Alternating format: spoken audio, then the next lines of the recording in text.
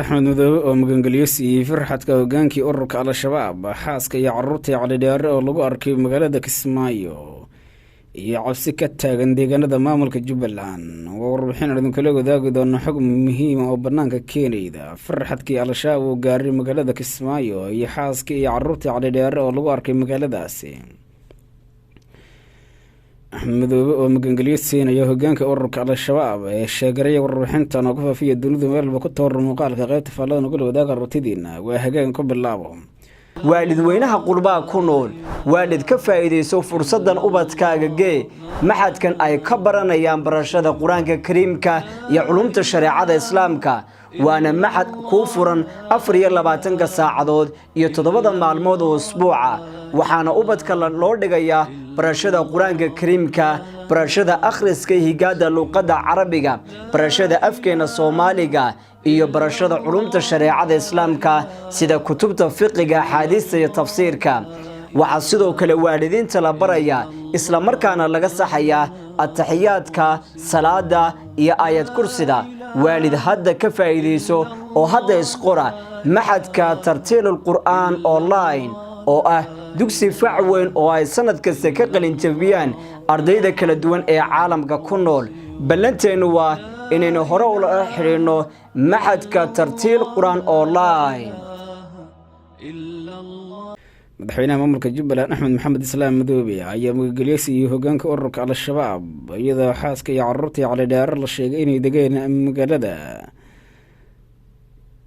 kismaayo ee gobolka jubbada hoose halkaasi uu ku soo dhaweeyey maamulka jubbaland sida xogo kala duwan ku helay axmed madoobe ayaa amray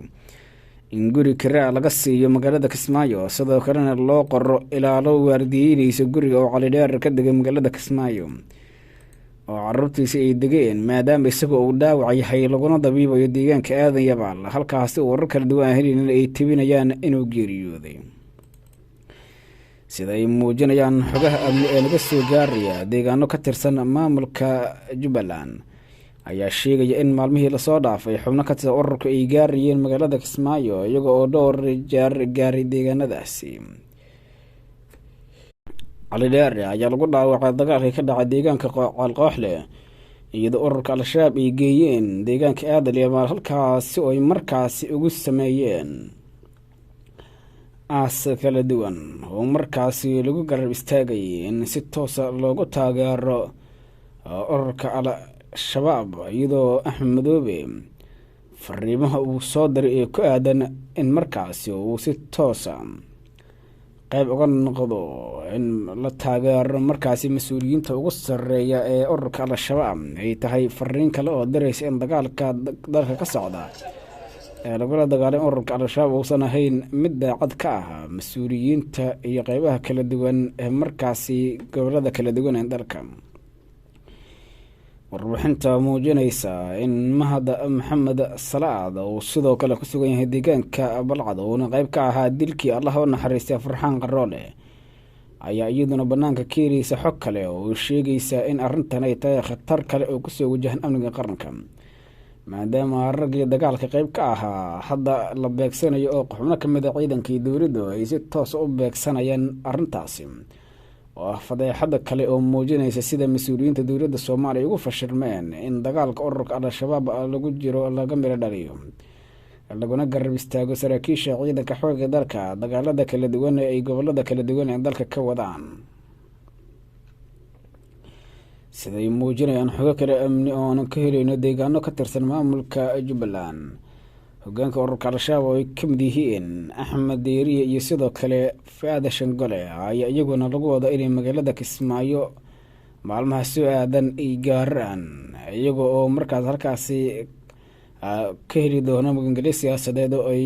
ku helayaan inay kusii joogaan deegaanada maamulka jubbaland iyadoo caruurtooda laga siinayo magaalada kismaayo guryo ay degaan iyo ilaalo gaar oo waardiyeynaysa maadaama ay ka baqayaan in si toos loo beegsado xubnaha kooxda ee magaalada kismaayo degaya xilligan. khataraha waaweyn ee kooxda ay wajahaysa xilligan waxaa ka mid ah dagaalka adag ee lagula jiro ururka al-shabaab oo markaasi si weyn uga dagaalamaya deegaano kala duwan oo dalka ah. sheegay xogaan qad falan weli wadaga raftii inta koonti damar la geliyo waalidweynaha qurbaa ku nool waalid ka faa'iideyso fursadan ubadkaaga gee maxadkan ay ka baranayaan barashada quraanka kariimka iyo culumta shariicada islaamka waana maxad ku furan 24 saacadood iyo 7 maalmood oo usbuuca waxaana ubadka loo dhigayaa barashada quraanka kariimka barashada akhriska higaada luqadda carabiga barashada afkeena Soomaaliga iyo barashada culumta shariicada islaamka sida kutubta fiqiga xadiiska iyo tafsiirka waxa sidoo kale waalidiinta la baraya isla markaana laga saxayaa at-tahiyaadka salaada iyo aayad kursida waalid hadda ka faa'iideyso oo hadda isqora maxadka tartiilul qur'aan online oo ah dugsi fac weyn oo ay sanad kasta ka qalin jabiyaan ardayda kala duwan ee caalamka ku nool ballanteenu waa inaynu hore ula xiriirno maxadka tartiil qur'aan online